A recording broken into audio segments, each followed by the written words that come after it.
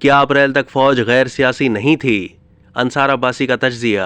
کاف لیگ کے رہنما مونا صلاحی کا یہ تازہ ترین انکشاف سابق آرمی چیف جنرل باجوہ کے اس دعوے کی نفی کرتا ہے کہ فوج کا ادارہ فروری 2021 سے غیر سیاسی ہو چکا تھا۔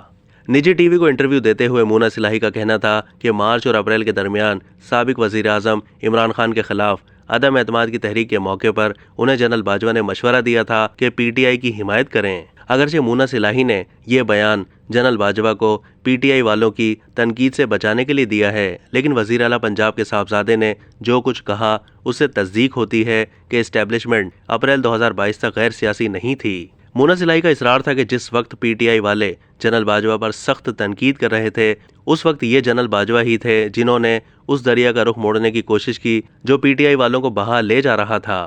تاہم جنرل باجوہ کے قریبی ذرائع کا کہنا ہے کہ مونا صلاحی نے سابق آرمی چیف کے حوالے سے جو کہا ہے وہ ان کے درمیان ہونے والی بات چیت کی سیاق و سباق سے ہٹ کر تشریح ہے۔ سابق آرمی چیف کا اصرار ہے کہ ادارے نے فروری 2012 میں غیر سیاسی ہونے کا فیصلہ کیا تھا اور اس کے بعد وہ کبھی کسی سیاست میں شامل نہیں ہوا۔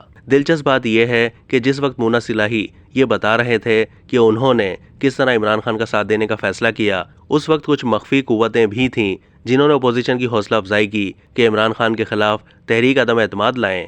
15 فروری 2022 کو ایک خبر شائع ہوئی جس میں بتایا گیا تھا کہ پی ڈی ایم اور پیپلز پارٹی کے اہم رہنماؤں کو توقع ہے کہ پی ٹی آئی کے 30 ارکان پارلیمنٹ بغاوت کریں گے۔